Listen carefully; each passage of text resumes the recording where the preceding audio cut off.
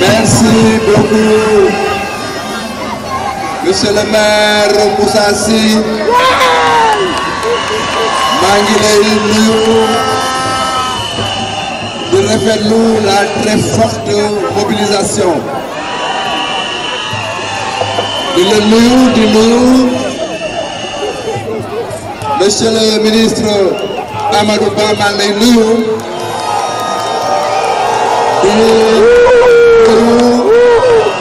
koo xamante ne moom la ñu waroon a jël ñëpp muy une icône du parti. Monsieur le ministre d'État Mbaye Ndiaye tam maa ngi lay nuyu di nuyu monsieur le ministre Seydou Gueye notre sœur madame la ministre Ndeye Saly Dieng maa ngi lay nuyu bu baax Pauline Diouf maa ngi nuyu fan la toogee pour nuyu ko mais gisuma ko dégg naa dem na maa ngi koy nuyu bu baax di nuyu les honorables députés qui sont là di nuyu madame la directrice générale. La battante, la combattante dans les deux bu baax parce que sa taxawaayu rafet na may wax un message. Depuis ce matin, nous avons lancé la campagne de Benno Bokk conquérir la ville de Dakar. jóge nañu séjour Alliance pour la République def une caravane extrêmement importante et enrichissante de Mermoz jóge fa dem Ouakam Ngor Yoff Grand Yoff Patte d'Oie pour terminer ñëw fii ci stade bi li ñu nekk ci caravane bi yëpp ñu ngi doon suivre en direct ce qui se passait dans le stade des Parcelles Assainies. Et on était impressionnés, agréablement impressionnés de voir que les gradins étaient remplis et c'était beau à voir par le direct que nous suivons depuis le début. Monsieur le maire Moussa Sy, tête de liste de la coalition Benno Bokk Yaakaar aux Parcelles. maa ngi lay féliciter ci mobilisation di wax ne la contribution des Parcelles à la victoire ici à Parcelles pour que ñu mën a am la victoire à Dakar est une contribution importante moo tax ku ñëw gis lii ci Parcelles di nga am yaakaar ne Inch'Allah Parcelles sera Benno Bokk Yaakaar. Mais aussi, la ville de Dakar va être Benno Bokk Yaakaar. Lan la ñu bëgg a def à la ville parce que je suis persuadé que le maire a étalé son bilan qui est un bilan remarquable, mais au niveau de la ville de Dakar, il est important que ñu wax leen ñun waa Benno Bokk Yaakaar qu'est-ce que nous voulons faire à la ville. Vous avez entendu parler du concept Dakar bu bees. Lan mooy Dakar bu bees? Dakar bu bees mooy Dakar bu wuute ak li fi nekk tey. mooy suñu turu programme. dañu bëgg def un Dakar bu bees ak benn ambition. mooy fexe ba Dakar.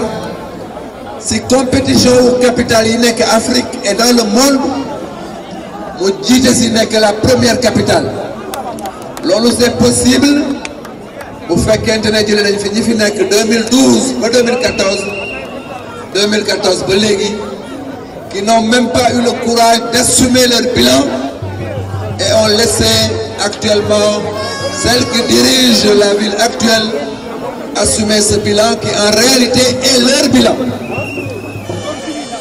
ñun li ñu bëgg mooy changer Dakar def ko Dakar bu bees D'abord du point de vue de la gouvernance de Dakar, en plus des structures yi xamante ne des instances yi xamante ne ñoom ñoo yore Dakar dañ si bëgg a dolli beneen initiative dañ si bëgg a dolli la conférence territoriale des acteurs de Dakar qui chaque année day daje pour élaborer les priorités yooyu nag mooy guider le débat d'orientation budgétaire mooy guider le bilan le budget aussi mooy guider la mise en œuvre des opérations dans la ville.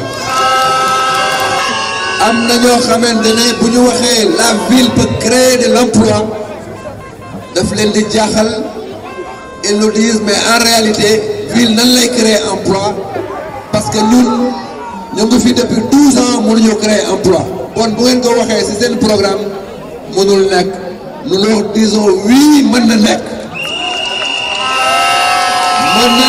parce que dans le programme Dakar bu bees nous avons ce qu'on appelle le Dakar vert.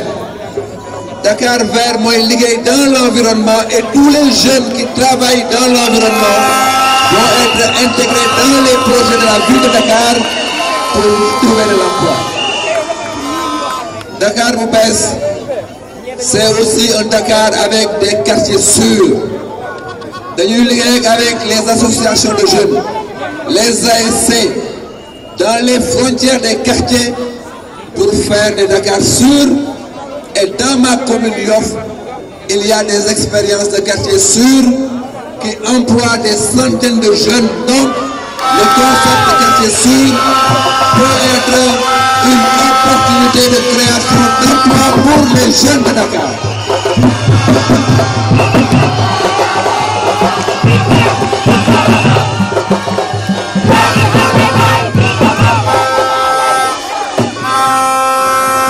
Troisième élément, parce que tous les points de nos engagements de Dakar bu bees ne peuvent pas être développés ici, mais je vous invite à nous suivre.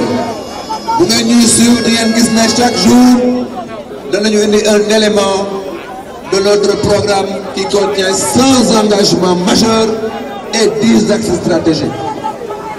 Pour les Parcelles Assainies,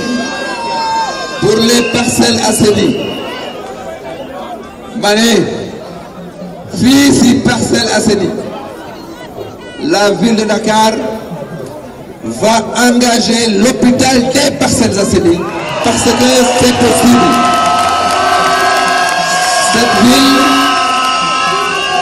Cette ville n'a jamais créé depuis 2009. La ville de Dakar n'a pas créé une seule structure de santé.